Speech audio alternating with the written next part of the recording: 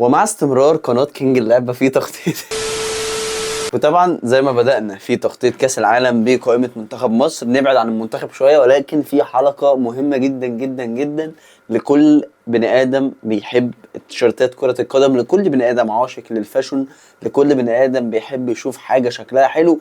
ولو انت ما بتحبش تشوف حاجة شكلها حلو، فالجزء التاني بتاع اوحش تيشيرتات ما تشوفهاش، لان احنا محضرين ازبل 10 تيشيرتات فعليا. انا ما شفتش وحاشة كده بقالي فترة، وافريقيا تتصدر الموقف وبشده في التيشيرتات الوحشه، ولكن في تيشيرتات حلوه. ولكن نكون ايه كميه ولكن دي، عشان نبقى صريحين، التيشيرتات الحلوه مش حلوه قوي.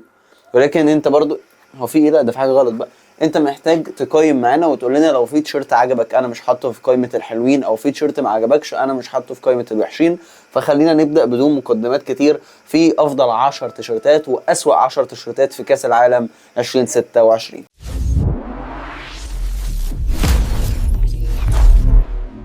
نبدأ من الحلو ولا من الوحش؟ انا مش عارف الصراحة. نبدأ من ايه؟ نبدأ من الحلو. خلينا في الحلو عشان الوحش هيقفلك قوي، فخلينا في الحلو. طيب خلينا نمشي تدريجيا من العاشر لحد الاول، يعني من اوحش حاجة في الحلوين لاحلى تيشيرت في كأس العالم عموما. ايه بس ماشي. بيجي معانا في المركز العاشر، ركز معايا بقى واتفرج، واتفرج بتمعن بقى واعرف اخترنا ده ليه. في المركز العاشر التيشيرت التاني المنتخب النرويج. هو تيشيرت بدون اي مقدمات بدون اي فزلكه، هو تيشيرت اسود، حتى شعار النرويج معمول بالاسود، لوجو نايك بالاسود. تخيل التيشيرت ده على هالاند وانت مدافع وجاي عليك هالاند لابس التيشيرت ده وجاي بيجري عليك، اقل شيء هيحصل لك هيجيلك سكتة قلبية، هتموت، مش هتعرف تلعب. فالتيشيرت شيك لدرجة ما انا بص، هي اذواق شخصية. حتى انت تلاقيني بص، حتى تيشيرت المنتخب يعني في ناس ما تعرفش ان التيشيرت ده موجود. انا بحب الاسود، بشوفه شيك كده ورايق وهادي، فانا بعشق الاسود الصراحة. فانا شايف ان التيشيرت ده تيشيرت كويس، يعني الاول مش افضل حاجة، فده تيشيرت يعتبر من التيشيرتات الحلوة. في المركز التاسع تيشيرت هولندا التاني. تيشيرت حاسه مهندم منسق كده، حتى لوجو هولندا اللي في النص بالخطوط كده الاقواس دي، التدريجه بتاعتها. تيشيرت هادي كده حلو. يمكن مشكلتي الوحيده مع لوجو نايك اللي فوق على الشمال ده، ولكن الكتاف، التيشيرت ابيض، لون منتخب هولندا اصلا، البرتقاني ده انا بحبه يعني. ف التيشيرت مش مزعج، هو تيشيرت هادي، تيشيرت حلو جميل، يعني ان شاء الله تبقى بشرة خير عليكم. في المركز الثامن، وتيجي معانا افريقيا بالاصول الافريقيه، التيشيرت الثاني لجنوب افريقيا. التيشيرت الثاني لجنوب افريقيا هو تيشيرت عظيم، هو تيشيرت مش بيوحي لجنوب افريقيا بس، ولكن بيوحي لقاره افريقيا كلها.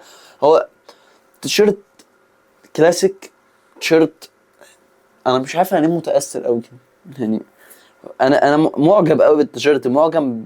يعني التيشيرت الاول الاصفر ما اثرش فيا الصراحه، بس التيشيرت التاني كده تحسه تحبه، يعني تيشيرت اللون حتى نفسه تحس ان انت مستريح، وانت يعني اللعيبه وهي بتلعب كده يعني يجي منهم يعني خير ان شاء الله. التيشيرت اللي بعده في المركز السابع تيشيرت المانيا التاني. التيشيرت ده العيال الالمان دول عيال كلها وشها موديل. تخيل التيشيرت ده مثلا على فيرتس، تخيلوا مثلا على مين تاني شكله عادل، بقوا شوارعجية الصراحة دلوقتي، ولكن تيشيرت جامد. تيشيرت الوان وبالخطوط اللي هنا، اللون السماوي ده بالنقط، مش عارف دي، انا مش فاهم هل دي دبان ولا دي ايه. تيشيرت كده المانيا يا جدعان، المانيا لازم تعمل حاجة تأثر في نفسيتك. تيشيرت تشوفه على اللعيبة وهم بيلعبوا في الماتش كده تحس ان انت تمام، انت مبسوط. في المركز انا مش فاكر احنا المركز الكام، المركز السادس ولا الخامس، تيشيرت اوروجواي التاني.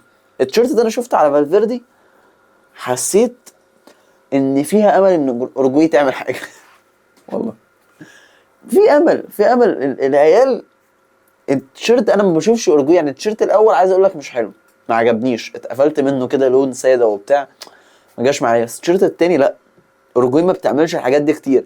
اللي عجبني اكتر لون اللوجو، التنسيق بتاع لون اللوجو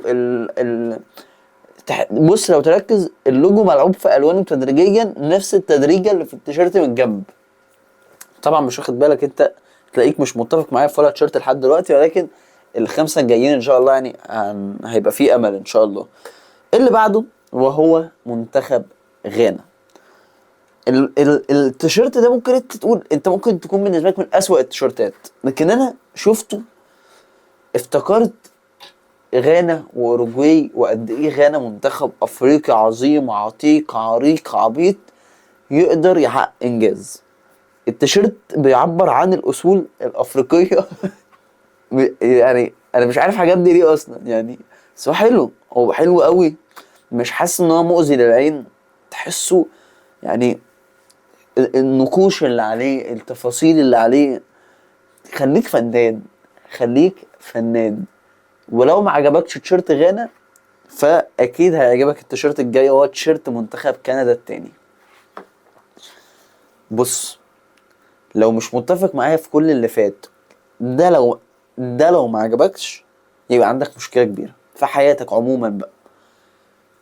ايه ده حتى الرسومات اللي معموله في التيشيرت بلوجو بشعار المنتخب. انت اوعى تفتكر ان ده ازاز مثلا كسروه راحوا رموا وراحوا طبعوا عليه ولون، ده بلوجو المنتخب نفسه. ايه ده، ايه الحلاوه دي. واللوجو كندا بالاحمر والتيشيرت اسود وفيه لاينات حمراء وعلامه نايك بالاحمر، يخرب بيت الفخامه. تخيل الشورت بتاعه بنفس الستايل على اللعيبه وهم بيلعبوا في الماتش، دول ينزلوا كسبانين واحد مستريح عشان التيشيرت. ايه الجمال ده، ايه الجمال ده، مين العبقري اللي صمم التيشيرت ده؟ مش عارف. اللي جاي احلى، لسه اللي جاي احلى. اللي بعده البرازيل. البرازيل الاول ممكن انت تشوفه وتقول ايه ده عادي يعني. البرازيل الاول انا بقول لك لسه طبعا ما نزلناش حلقه التوقعات او اي حاجه، البرازيل هتعمل حاجه بسبب التيشيرت ده. تيشيرت برازيلي، عارف التيشيرتات اللي نازله موضه الفتره دي اللي هي مكتوب عليها البرازيل من هنا، هي تقريبا خدوها نفذوها. ايه ده، عارف انا من وانا شايفه حاسس ان خامه التيشيرت تقيله، عارف فيها عظمه ورقي وحضاره البرازيل وكل يوم قضيته في ريو دي جانيرو، يخرب بيت كده. ايه الحلاوه دي. التيشيرت من كتر ما هو هادي وما فيهوش افوره وما فيهوش لعب، رايق رايق رايق رايق. التيشيرت اللي بعده وهو بالمناصفه مش يعني ده المركز الثاني ولكن اسبانيا. الاول والتاني ولكن انا ميال مع التاني اكتر. انا عايزك تشوف صورة هويسن على التيشيرت التاني، اروح بيه فرح. التيشيرت ده اروح احضر بيه فرح وابقى مغطي على العريس. ايه يا جدعان ده، ايه يا جدعان ده. وعايز اقول لك والاول كمان حلو يعني، حتى الاول فخم جدا. الناس دي عبقرية في التيشيرتات. بس انا ارجع للاول، لا الاول جبار، لا الاول جبار جبار جبار، يخرب بيت السيمبل، يخرب بيت الحلاوه والتفاصيل اللي على التيشيرت، الرسومات الهاديه الخفيفه، اللون الابيض الدافي ده، اللون الاحمر الغامق ده. انا عندي عمى الوان تقريبا، بس كل تفصيله في التيشيرت عظيمه، تستحقوها الصراحه يعني. ان ما كنتوش تبقوا من افضل تيشيرت مثلا، ولكن نروح لافضل تيشيرت. سقفه كبيره لابطال العالم، التيشيرت التاني لمنتخب الارجنتين. ايه الحلاوه دي. تخيل ميسي ورفقائه بالتيشيرت ده. ايه ده، ايه ده بجد، ايه ده، ايه ده، ايه الالوان دي، ايه في عظمه عينك مش قادره تبص لها اكتر من 5 ثواني. مش قادر فعلا اهو، بص مش قادر. ايه الحلاوه دي، يخرب بيت العظمه. التيشيرت لو على الولد الفاريز ان شاء الله يجي ريال مدريد ان شاء الله بدون مقاطعه، يجي ريال مدريد، لان افضل تيشيرت بدون منازع في كاس العالم هو تيشيرت الارجنتين. اتبسطت، انا مش حاسس ان انت اتبسطت الصراحه، انا حاسس ان اغلب الاختيارات ممكن ما نكونش متفقين. لو عندك الاختيار قوله لي في الكومنتات، ما عنديش مشكله. ولكن تعالى بقى نروح للزباله. قرف القرف كله دلوقتي كلنا ترجيع. تعالى بقى نروح للأسوأ. بص احنا برضو ايه من عاشر لحد أزبل حاجة ممكن تشوفها في عينك، لأن الموضوع لا في ناس بتتفوق، الناس بتتفوق على بعض في الأسوأ. في المركز العاشر منتخب فرنسا التاني. ايه ده؟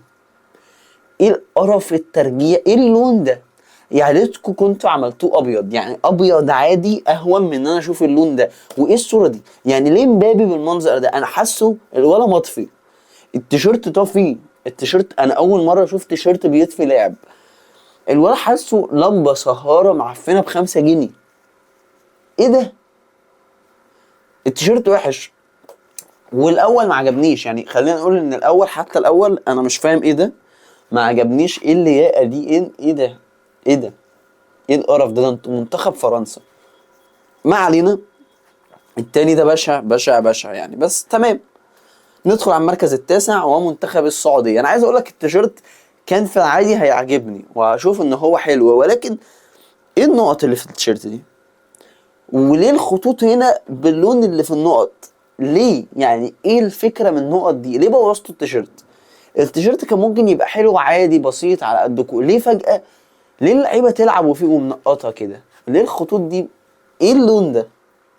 يعني مين صاحب هذه الفكرة؟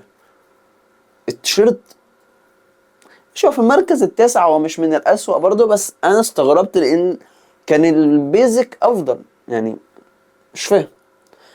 منتخب سويسرا التاني. لا تعليق حقيقي. ساعات الواحد بيشوف حاجات ما بيقدرش يعلق عليها. ليه يا جماعة؟ ليه يا جماعة يبقى لوجو المنتخب بالأحمر وتعملوا التيشيرت باللون ده؟ وليه كده؟ ليه العشوائية دي؟ ليه بومة في النص؟ وليه حاطين الشعار تاني بتاع المنتخب من الجنب من الشمال؟ ايه القرف ده؟ ده مزعج جدا للعين. ده لو اي فرقة هتلعبوا ضدهم بالتيشيرت ده هيدوكوا بيه الجزمة. ايه ده؟ ايه اللون ده؟ ايه اللون ده؟ اختيارات غريبة غريبة غريبة. ده انت لسه مش ما رحناش للأسوأ كده. في المركز احنا كده في المركز السابع تقريبا. كولومبيا التاني. انا التيشيرت مش مضايقني قد ما متضايق من انتوا بتعملوا حاجات حلوه. الاول هو طبيعي، الاول بتاعكم طبيعي ما فيهوش فزلكه، لكن ليه التاني ده؟ انتوا مثلا كان في ديدلاين فالوقت زنق عليكم، رحتوا جبتوا اللون، رحتوا خففتوه، رحتوا عملتوا واحد وواحد واحد واحد. ايه ده؟ ايه ده؟ ايه ده؟ ايه ده؟ ليه يا جماعه؟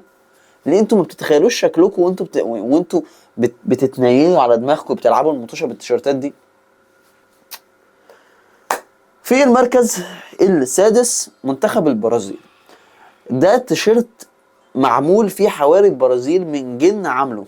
في جن عامل التيشيرت ده، لان الشكل اللي في نص التيشيرت هو جن. بص القرون دي قرون جن. وايه اللوجو اللي فوق من على الجنب ده؟ ايه ده؟ ايه ده؟ ده وحش وحش قوي على عيال هيبقوا المنتخب كله هيبقى مقفول. المنتخب مش هتبقوا البرازيل يا جماعه. مش عارفين نطلع بالكوره يا جماعه. مش هتبقوا البرازيل، مش هتبقوا البرازيل. ليه بتعملوا في روحكم كده؟ بجد ليه بتختاروا؟ يعني انا قلت ان انتوا التيشيرت الاول بتاعكم من افضل التيشيرت، ليه التاني كده؟ ليه خريتوا زياده على اللزوم؟ ما تخروش يعني. في المركز الخامس تيشيرت باراجواي. الاول والتاني ده هبل.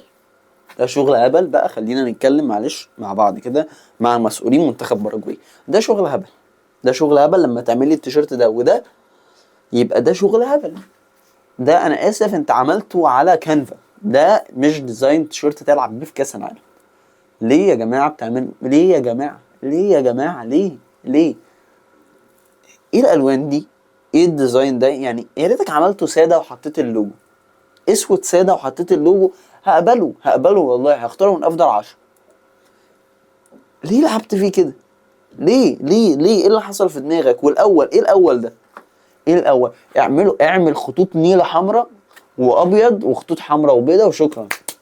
هنعملك معامله الزمالك وعدي. ايه يالا؟ ايه يالا ده يالا؟ اللعيبه تحس ان هي قادره على تحقيق انجاز ازاي بالتيشيرتين دول. وحش قوي الصراحه، وحش قوي. في المركز الرابع، والموضوع افور للامانه يعني، ولا التالت تقريبا، الكوت ديفوار. الكوت ديفوار الاول وحش يعني وحش، لكن التاني ده حوار. التاني ده لازم يتم محاسبة الديزاينر الذي قام بفعل هذه الكارثة. ايه ده؟ يعني انا اخترت جنوب افريقيا وغانا وقلت لك القارة الافريقية، ملعون القارة الافريقية اللي هتطلع لنا القرف ده. ليه يا جماعة؟ يعني ليه اللعب ده تبقى قاعد تعمل هذه التحفة الفنية المقرفة؟ ليه؟